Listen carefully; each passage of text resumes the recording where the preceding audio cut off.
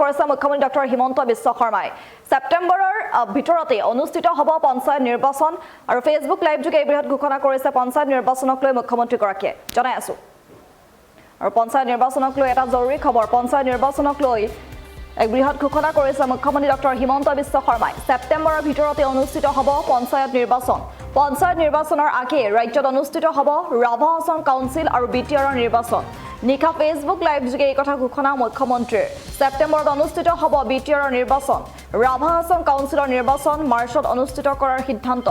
বহাগ বিহুৰ আগে ৰাভা আসন কাউন্সিলৰ নিৰ্বাচন সমাপ্ত কৰাৰ পৰিকল্পনা পঞ্চায়ত নিৰ্বাচনক লৈও গুৰুত্বপূৰ্ণ ঘোষণা মুখ্যমন্ত্ৰী ডক্টৰ হিমন্ত বিশ্ব শৰ্মাৰ ৰাভা আসন কাউন্সিল আৰু বিটিআৰৰ নিৰ্বাচনৰ মাজতে অনুষ্ঠিত হ'ব পঞ্চায়তৰ নিৰ্বাচনো আৰু ইতিমধ্যে বিটিআৰ নিৰ্বাচন আৰু ৰাভা আসন কাউন্সিলৰ নিৰ্বাচনৰ বাবে যাৱতীয় প্ৰস্তুতি আৰম্ভ কৰিছে ৰাজ্যৰ নিৰ্বাচনী আয়োগে বিটিআৰ চৰকাৰ আৰু ৰাভা আসন কাউন্সিলৰ লগত আলোচনা কৰি এই সিদ্ধান্ত মুখ্যমন্ত্ৰী ডক্টৰ হিমন্ত বিশ্ব শৰ্মাৰ আৰু পঞ্চায়ত নিৰ্বাচনক লৈ গুৰুত্বপূৰ্ণ ঘোষণা কৰিছে মুখ্যমন্ত্ৰীগৰাকীয়ে সেপ্টেম্বৰৰ ভিতৰতে অনুষ্ঠিত হ'ব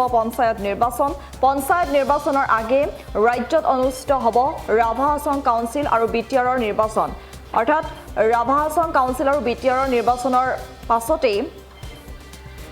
পঞ্চায়ত নিৰ্বাচনৰ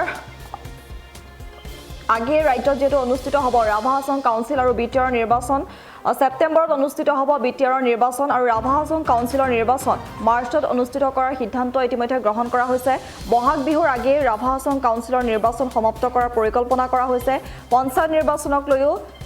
বৃহৎ ঘোষণা কৰিছে মুখ্যমন্ত্ৰী গৰাকীয়ে ৰাভা আসন কাউন্সিল আৰু বিটিআৰৰ নিৰ্বাচনৰ মাজতে অনুষ্ঠিত হ'ব পঞ্চায়তৰ নিৰ্বাচন আৰু ইতিমধ্যে বিটিআৰ নিৰ্বাচন আৰু ৰাভা আসন কাউন্সিলৰ নিৰ্বাচনৰ বাবে যিসমূহ যাৱতীয় প্ৰস্তুতি আছে সেই প্ৰস্তুতিসমূহ ইতিমধ্যে আৰম্ভ কৰিছে ৰাজ্যৰ নিৰ্বাচনী আয়োগে বিটিআৰ চৰকাৰ আৰু ৰাভা আসন কাউন্সিলৰ লগত আলোচনা কৰি এই সিদ্ধান্ত মুখ্যমন্ত্ৰী ডক্টৰ হিমন্ত বিশ্ব শৰ্মাৰ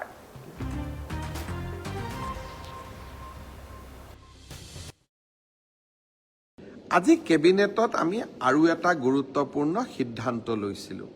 মই বাতৰি কাকত সাংবাদিকসকলক সম্বোধন কৰোঁতে কৰবাত সেই সিদ্ধান্তটো নোকোৱাকৈ থৈ দিছিলোঁ যাতে বিটিআৰৰ বন্ধুসকলৰ লগত আলোচনা কৰিহে সিদ্ধান্তটো যাতে আমি ৰাজহুৱা কৰিব পাৰোঁ অহা ছেপ্টেম্বৰ মাহত অসমত বড়োলেণ্ড টেৰিটৰিয়েল কাউন্সিলৰ নিৰ্বাচন অনুষ্ঠিত হ'ব কেবিনেটে লোৱা সিদ্ধান্তটো পুনৰ এবাৰ বিটিআৰ প্ৰধান প্ৰমোদ বড়োৰ লগত আলোচনা কৰাৰ পিছত মই আজি আনুষ্ঠানিকভাৱে ঘোষণা কৰিছোঁ বিটিআৰৰ নিৰ্বাচন আমি ছেপ্টেম্বৰ মাহত অনুষ্ঠিত কৰিম আৰু ৰাভা আসন কাউন্সিলৰ নিৰ্বাচন আমি মাৰ্চ মাহৰ ভিতৰতে অনুষ্ঠিত কৰিম অৰ্থাৎ বহাগ বিহুৰ আগতেই ৰাভা আসন কাউন্সিলৰ নিৰ্বাচন আৰু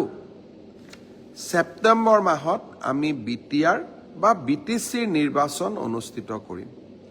স্বাভাৱিকভাৱে ইয়াৰ মাজতে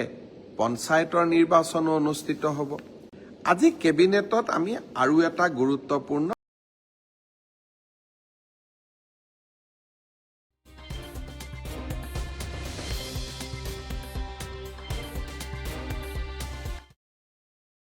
যিকোনো খবৰৰ বাবে যোগাযোগ কৰক 7099017330 লগতে 7099017110 নম্বৰত